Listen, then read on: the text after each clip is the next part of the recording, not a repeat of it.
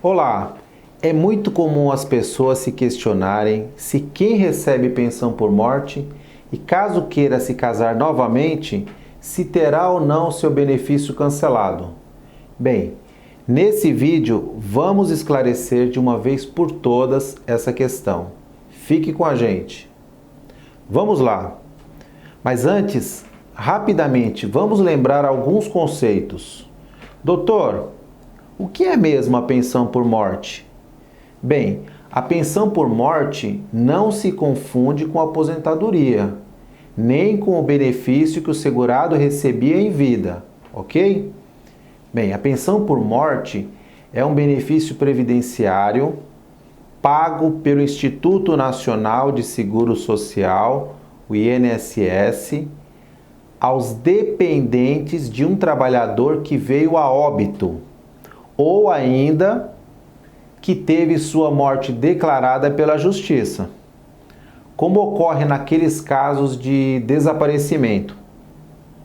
O benefício da pensão por morte está previsto lá no artigo 201, inciso 5º da Constituição Federal, está lá no artigo 74 da Lei de Benefícios, que é a 8.213 de 91, no decreto 3048, e está lá no decreto 10.410 e também na IN 77 do INSS. E está lá no artigo 23 da nova emenda da reforma da Previdência, a emenda 103. Tá certo? Bem, doutor, quais são os requisitos mesmo para a gente conseguir esse benefício? O que é preciso fazer para conseguir a pensão por morte? Vamos lá.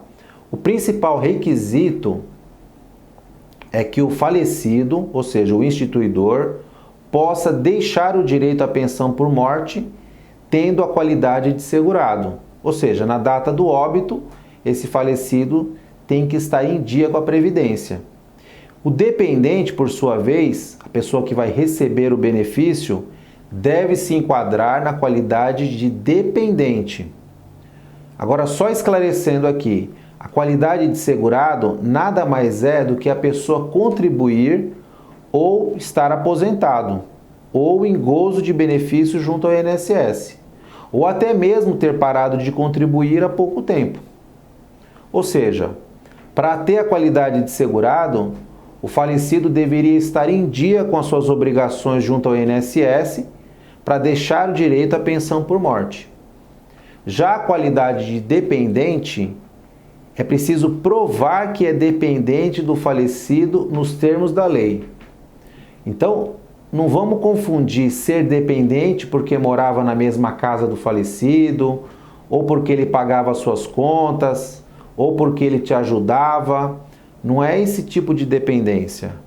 Aqui eu estou falando dos dependentes que estão lá no artigo 16 da Lei 8.213 de 91, que é a Lei de Benefícios. Então, existe uma ordem para ter direito. Esposa, companheira, filhos têm prioridade. Se não houver nenhum destes, aí entram os pais. Se não houverem os pais, aí entram os irmãos até 21 anos.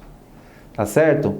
Os filhos inválidos também têm direito independente de idade. Os enteados também têm direito. Os menores sob guarda ou adotados também têm direito, ok? Agora, cuidador não tem direito à pensão, netos não têm direito à pensão, nem primos e nem os avós, tá ok? Então tem que olhar lá o artigo 16 da lei. Bem, outro requisito importante para receber a pensão por morte é a carência. Doutor, o que vem a ser essa carência? Bom, vamos lá. Vamos entender, o período de carência é o número mínimo de meses, competências, na verdade, pagos ao INSS, para que o cidadão, ou em alguns casos até o dependente, possa ter direito de receber um benefício. Tá certo? No caso específico da pensão por morte, o artigo 26 da Lei de Benefícios diz que a pensão por morte independe de carência, ou seja, não existe um número mínimo de contribuições necessárias para ter direito ao benefício. Basta que o segurado esteja em dia, né? Ou seja, tenha a sua qualidade de segurado.